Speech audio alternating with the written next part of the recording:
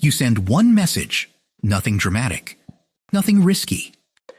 Just one small attempt to reach another person. Then the screen goes quiet. And this is the strange part. The silence does not stay inside the phone. It moves into your chest, then into your stomach, then into the part of your mind that starts checking for danger.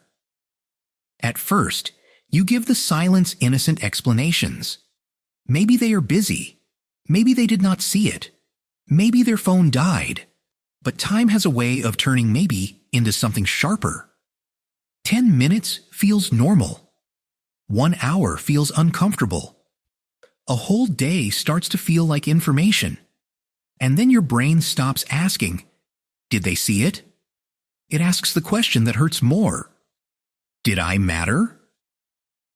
That jump from where are they to what am I worth is why being ignored can feel so irrational. But it is not random. Scientists have been able to make people feel this pain with something almost embarrassingly small. Not a breakup, not public humiliation, not a real argument, just a tiny social moment where the brain realizes, I am no longer being included. A fake ball game. In one famous setup, people believed they were playing an online game of catch with 2 other players. The game was almost insultingly simple. Player 1 throws the ball, player 2 throws the ball, then maybe it comes to you. At first, the ball came to them. Then it stopped. No insult, no explanation, just no ball. And people still felt excluded. That is what makes the experiment so useful. The rejection was tiny, artificial, and low stakes, but the feeling still arrived. In a brain scanner, that kind of exclusion lit up systems linked with the distress side of pain. The body was not injured. Nothing touched the skin. But the social alarm still treated the loss of connection as something worth responding to. Not because a ball on a screen is physically dangerous. Because to a social brain, being left out is an emergency worth noticing. That is the first thing to understand. Being ignored hurts because your brain treats social disconnection as a real problem, not a poetic one. It does not wait for a dramatic scene. It can react to a missing reply, a cold room, a skipped invitation, or a ball that never comes back. But modern silence adds a second problem. In the old world, exclusion usually happened in front of you. You could see the faces. You could read the room. Online, the room disappears. It gives you pain without an ending. There is no expression to interpret, no tone of voice, no final sentence, and no moment where the scene clearly closes. A clear no is painful, but at least it is a wall. Silence is a hallway, and your mind keeps walking down it. This is why you reread the conversation.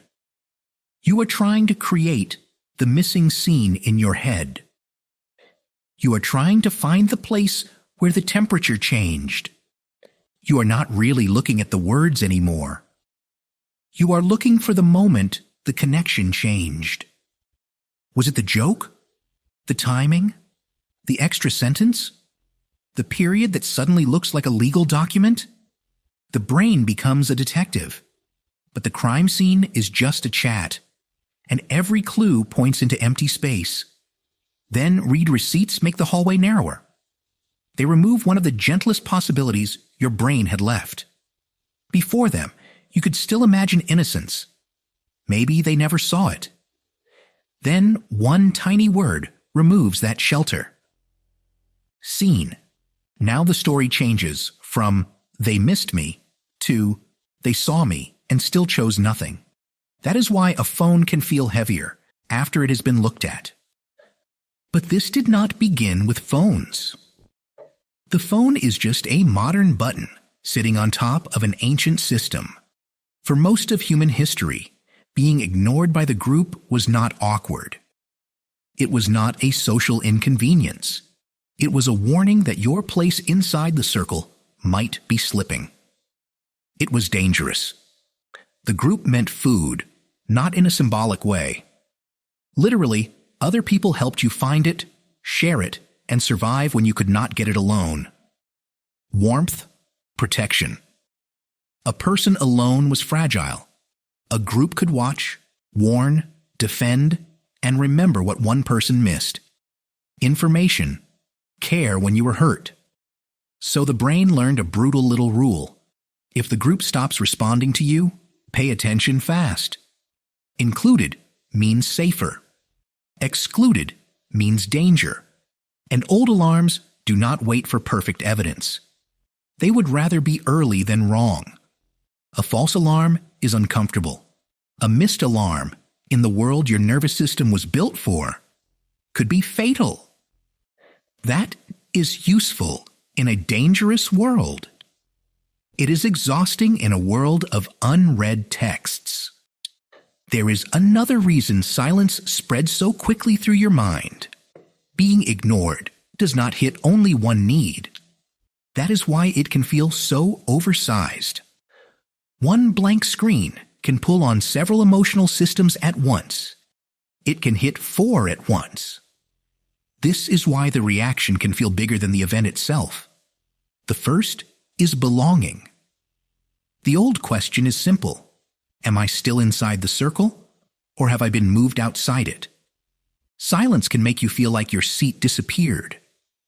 The second is self-esteem. Silence can turn outward uncertainty into inward inspection. If someone does not respond, the mind starts asking what is wrong with the person being ignored. The third is control.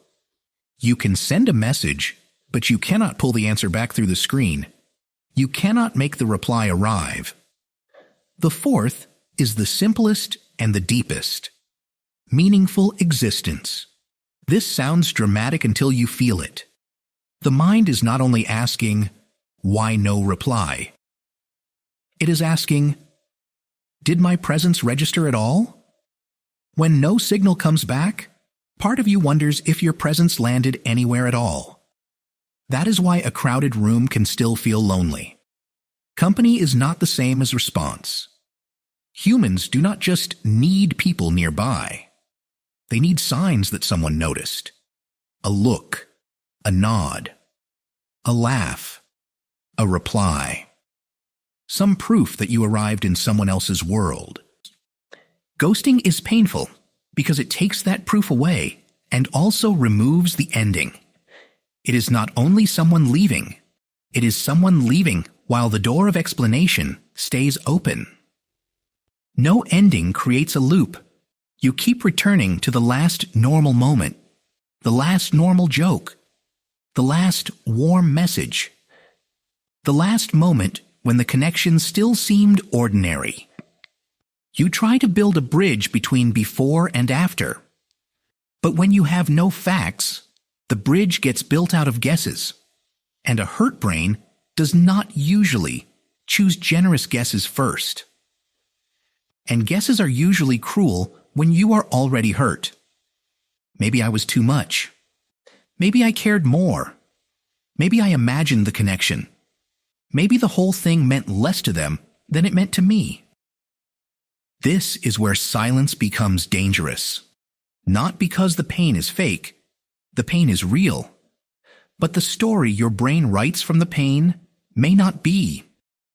Pain tells you something needs care. Story tries to explain your entire life from one piece of missing information. Being ignored does not always mean you are unimportant. That is the sentence the alarm usually skips. Sometimes the other person avoids discomfort. Sometimes they are overwhelmed. Sometimes they do not know how to answer. Sometimes they are careless. And sometimes their silence is information about the relationship. Repeated silence can be a pattern. It can show you where attention, care, or maturity is missing. But information is not the same thing as a verdict. Information helps you make decisions. A verdict tries to define who you are. The mistake is letting someone else's silence become the author of your identity. A blank screen should not get to write the story of whether you are lovable, interesting, worth choosing, or easy to leave. So the question is not, how do I stop caring? Caring is not the problem. The question is, what do I do with the alarm? Because the alarm is not evil. It is trying to protect you. It is just not always accurate. First, name the signal. Make it smaller than the story. Put it into plain language. I wanted a response. I wanted clarity. I wanted to know where I stood. That is human. Then separate the story. The story says, I must be unlovable. Notice how quickly it tries to become permanent. I must fix myself until they answer. I must chase the silence until it turns around. That one feels active, but it can quietly shrink your whole life around another person's absence. That is where you pause. Not because the feeling is silly, because the feeling is powerful enough to deserve a second look. Not to become cold, to become accurate. Accuracy is what lets you care without handing over control, because someone can matter to you and still not be the right place to keep placing your nervous system. Both can be true at the same time. You can still miss them. You can still wish they answered, but you do not have to keep disappearing while you wait. Waiting is one thing. Abandoning yourself in the waiting room is another. You can ask a better question. Not, why did they not answer? But how long will I wait somewhere I am not being met? That question is less obsessed with them and more honest with you. That question hurts, but it gives you your hands back. You cannot control who ignores you. You cannot force someone to become clear. But you can decide what silence is allowed to do to you. You can let it inform you without letting it erase you. It may hurt. It may teach you something about timing, about mutual effort, about what this person can give, about what you need next. But it does not get to define you. This is why being ignored hurts so much. Because a blank screen can press on ancient systems. It can make a modern moment feel like an old survival problem. It can threaten belonging. It can threaten control. It can threaten the feeling that your presence counts. And all of that can happen before you have any facts at all. That is why the feeling can be real, while the conclusion is still unproven. So the next time a message stays empty, remember this. Your pain is not proof that you are weak. It is proof that connection matters to you. That is not embarrassing. That is part of being a social nervous system with a human life attached to it. Your anxiety is not proof that you are unlovable. It is proof that uncertainty is hard for a social brain. The brain would rather have a painful answer than an empty space it has to keep filling. And their silence is not the final sentence of your story. It is a blank space. And blank spaces are not always waiting for someone else to fill them. Some of them are invitations to stop giving away the pencil. Sometimes they are where you finally write yourself back in. Because being ignored hurts. But losing yourself while waiting to be noticed hurts more. Maybe the most powerful response to silence is not another message. Maybe it is remembering that you exist before they answer. You matter before they notice. And you are still here, even when the screen stays empty.